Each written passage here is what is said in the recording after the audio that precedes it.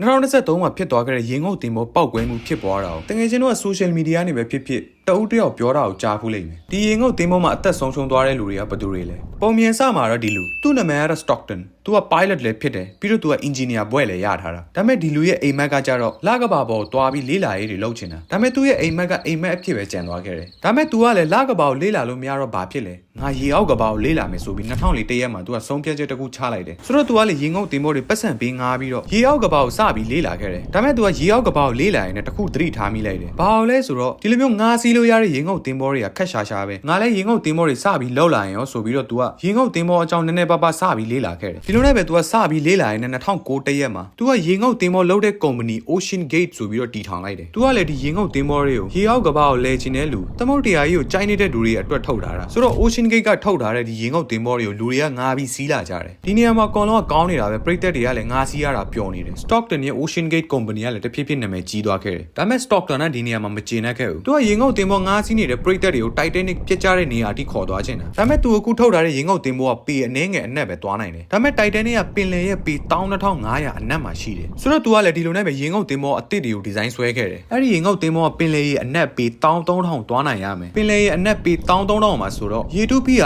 တော့များမှာဆိုတော့ तू ထုံးမဲ့ရင်ငုတ်တင်ပေါ်ကရေတူးပြရလဲခံနိုင်ရမယ်ဆိုပြီးတော့ရင်ငုတ်တင်ပေါ်တွေကိုဒီဇိုင်းဆွဲပြီးစတင်လောက်လာခဲ့တယ်ဒါပေမဲ့ Stockton ရဲ့ company Ocean Gate မှာပတ်စံအလုံးလုံးလောက်မရှိတော့ तू ကလည်းအတက်နိုင်ဆုံးပတ်စံနေနဲ့ကောင်းအောင်စူးစမ်းပြီးတော့ရင်ငုတ်တင်ပေါ်တစ်စီးထုတ်လိုက်တယ် तू ကလည်းအဲ့ဒီရင်ငုတ်တင်ပေါ်ကိုနာမည်တစ်လုံးပေးလိုက်တယ် Titan ဆိုပြီးတော့နောက်ပြီးတော့ဒီရင်ငုတ်တင်ပေါ်ရဲ့ size ကလည်း Toyota Fortuner ကားတစ်စီးစာလောက်ပဲရှိတယ်ပြီးတော့ဒီရင်ငုတ်တင်ပေါ်ကိုဘာနဲ့ control လုပ်မှာလဲဘာနဲ့မောင်းမှာလဲဆိုရင် Stockton ဒီအတွက် game ဆော့တဲ့ controller လိုမျိုးတစ်ခုထုတ်ထားတာတကယ်ပဲ game ဆော့တဲ့ controller လားဆိုရင် तू က PC gaming accessory ဖြစ်တယ် P2 game ဆော့ရတာတော့မဟုတ်ဘူးเนาะဆိုတော့ Stockton ကလည်း तू ထုတ်ထားတဲ့ပေ13000တွားနိုင်တဲ့ရင်ငုတ်တင်ပေါ်ကိုပထမအဆုံးအချိန် test လုပ်ခဲ့တယ်ဒီနေရာမှာ तू ရင်ငုတ်တင်ပေါ်ကရေထူးပြရဒဏ်တွေအားလုံးကြော်ဖြတ်ပြီးတော့အပေါ်ရောက်လာခဲ့တယ်ဒါတွေအားလုံးကိုတွေးတော့ Stockton ကအရန်ပျော်သွားခဲ့တယ်ဘာလို့လဲဆိုတော့ Titanic ထိသွားလို့ရတဲ့ရင်ငုတ်တင်ပေါ်ကို तू ထုတ်နိုင်ခဲ့တယ်ဘာပဲဖြစ်ဖြစ်ငါလကဘာပေါ်မရောက်လေရေအောက်ကဘာကိုတော့တေးတေးချာချာလဲရတော့မယ်ဆိုပြီး तू အရန်ပျော်သွားခဲ့တယ် Stockton ထုတ်ထားတဲ့ရင်ငုတ်တင်ပေါ်ကိုအကောင်လုံးကသဘောတူကြပေမဲ့ဒီလူကသဘောမတူခဲ့ဘူးသူ့နာမည်ကတော့ David तू အဲ့ဒီ Ocean Gate Company မှာအလုပ်လုပ်တဲ့လူ तू အဲ့ဒီရင်ငုတ်တင်ပေါ်ကိုကြီးလိုက်တော့နောက်ဆက်တွဲပြဿနာဖြစ်နိုင်တဲ့အချက်တွေကို तू ကသတိထားမိတယ်ဆိုတော့ तू ကလည်းဒီစကားကိုဆွေးနွေးဖို့အတွက် CEO manager တွေကိုခေါ်ပြီးတော့ तू ကခုန Titanic မှာတွေ့တဲ့အဖြစ်ချက်အကြောင်းတွေကိုပြောပြလိုက်တယ်ဒီရင်ငုတ်တင်ပေါ်ကိုစီးနေတဲ့ပြဿနာတွေဖြစ်နိုင်တဲ့ body တွေကမလုံခြုံရဲ့အရင်ညံ့နေတဲ့ပရိသတ်တွေအတွက်စီးဖို့မသင့်တော်ဘူးဆိုပြီး David ကပြောလိုက်တယ်ဒါပေမဲ့ဒီစကားကို Stockton ကလုံးဝလက်မခံဘူး तू ကဘာပြန်ပြောလိုက်လဲဆိုတော့ဒါငါ့ဘဝမှာစူးစမ်းပြီးလှုပ်ထားတဲ့လုံခြုံရဲ့အရှိဆုံးရင်ငုတ်တင်ပေါ်ပဲဒီရင်ငုတ်တင်ပေါ်ကိုငါကိုယ်တိုင်စမ်းလာတာငါအသိဆုံးဆိုပြီး तू ကပြောလိုက်တယ်ဒါပေမဲ့ဒီကနဲ့ David ကလုံးဝမကျေနပ်ခဲ့ဘူး။ तू ကထက်က Stockton ကိုသတိပေးတယ်။ဒါပေမဲ့ Stockton ကနားမထောင်ပဲဒီတခါ David ကိုအလောက်ကနေထုတ်လိုက်တယ်။ဆိုတော့ Stockton ကလည်းသူ့ရဲ့ရင်ငုတ်တင်ပေါ်ကိုခုနလူမပါပဲ test လုပ်ခဲ့တာ။ तू က remote control နဲ့ပဲ test လုပ်ခဲ့တာ။ဒါပေမဲ့ဒီတခါ तू ကကိုယ်တိုင်ရင်ငုတ်တင်ပေါ်ထဲဝင်ပြီးတော့စမ်းသက်မောင်းကြည့်ဖို့ဆုံးဖြတ်လိုက်တယ်။ဆိုတော့ तू ကလည်းသူ့ရဲ့ရင်ငုတ်တင်ပေါ် Titan ကိုစပြီးမောင်းခဲ့တယ်။ဒီနေရာမှာကောင်လုံးကတော့အဆင်ပြေနေတာပဲအားလုံးကောင်းနေတာ။ဒါပေမဲ့ तू ကပေ1000အောက်လောက်ရောက်တော့ရုတ်တရက်ပဲအပွားလူတွေနဲ့ connection ပြတ်သွားခဲ့တယ်။ဒီနေရာမှာ Stockton ကလုံးဝမကြောက်ပ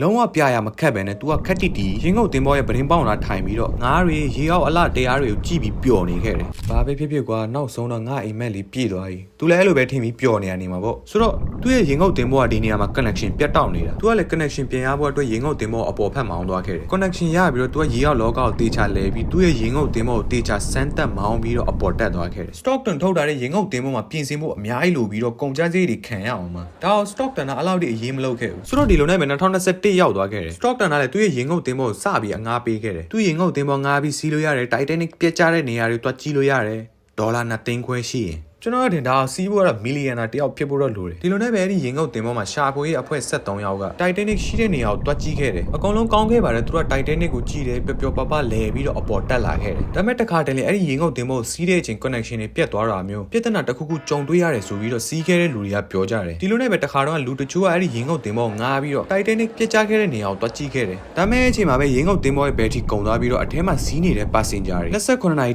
တိအထဲမှာခံသွားခဲ့တယ်သူတို့မှပြရတဲ့အရန်ခတ်သွားခဲ့တယ်ဒါငါတို့ရဲ့နောက်ဆုံးအကြိမ်များလားဘာညာဆိုပြီးတော့ဒါပေမဲ့ကန်ကောင်းစွာနဲ့ပဲအဲ့ဒီရင်ငုတ်တင်ပေါ်အပေါ်တင်ခဲ့တယ်ဒါတွေကိုတထေးတွေကတိနဲ့ပတ်စံပေးပြီးတော့တွားကြတယ်အဲ့ထဲမှာမှဒီလူ၄ယောက်ပါတယ်သူတို့ကမီလီယံဘီလီယံနဲ့ကိုချမ်းသာတာအဲ့ထဲမှာ16နှစ်အရွယ်သားရှိတဲ့ကောင်လေးတစ်ယောက်လည်းပါတယ်သူကဘီလီယံနာတထေးတစ်ယောက်ရဲ့သားဖြစ်တယ်ဆိုတော့အဲ့ဒီဘီလီယံနာမီလီယံနာတထေး၄ယောက်နဲ့အတူ Stockton လည်းပါခဲ့တယ်သူကရင်ငုတ်တင်ပေါ်ကိုမောင်းမှာဆိုတော့ဒီနေရာမှာအကောင်လုံးပျော်ရွှင်ရင်ငုတ်တင်ပေါ်ထဲဝင်ပြီးတော့ Titanic ရှိတဲ့နေရာကိုတွားကြည့်ဖို့ပင်လယ်ရဲ့အနက်ထဲဝင်သွားခဲ့တယ်ဆိုတော့ဒီနေရာမှာအားလုံးကအဆင်ပြေနေတော့ Stockton ကလည်းသူ့ရဲ့အပေါ်ကလူတွေကို တွေကိုအောက်မှာအားလုံးအဆင်ပြေတယ်အကောင်လုံးပျော်ပျော်ရွှင်ရွှင်ပဲရေငုတ်တင်ပေါ်ကလည်းအားလုံးအဆင်ပြေတယ်ဆိုပြီးသူက message တွေ connection တွေပို့တယ်ဒီနေရာမှာဒီပျော်ရွှင်မှုကခဏအတွက်ပဲစက္ကန့်ပိုင်းအတွင်းမှာအပြုံးတစ်ခုကမျက်ရည်အဖြစ်ပြောင်းလဲသွားမယ်ဆိုတာဘယ်သူမှမသိကြဘူးဒီလိုနဲ့ပဲရုတ်တရက်ရေငုတ်တင်ပေါ်ကဆက်အဲ့တာတစ်ခုဖြစ်ပြီး connection တွေအားလုံးပြတ်ပြီးတော့ control လွတ်သွားခဲ့တယ်ရေငုတ်တင်ပေါ်ကလည်းအောက်ကိုစိုက်ပြီးတော့တဖြည်းဖြည်းရေအောက်ချမ်းဘက်ကိုနစ်သွားခဲ့တယ်ရေငုတ်တင်ပေါ်စီးတဲ့တထေးတွေကလည်းဒါငါတို့နောက်ဆုံးအချိန်ပဲထင်တယ်နော်ဆိုပြီးငိုခဲ့ကြတယ်နေမှာပေါ့ရေငုတ်တင်ပေါ်ကလည်းရေထဲမှာစက္ကန့်60တိတိနစ်မြုပ်နေခဲ့တယ်ဒါပေမဲ့ရုတ်တရက်အဲ့ဒီရေငုတ်တင်ပေါ်က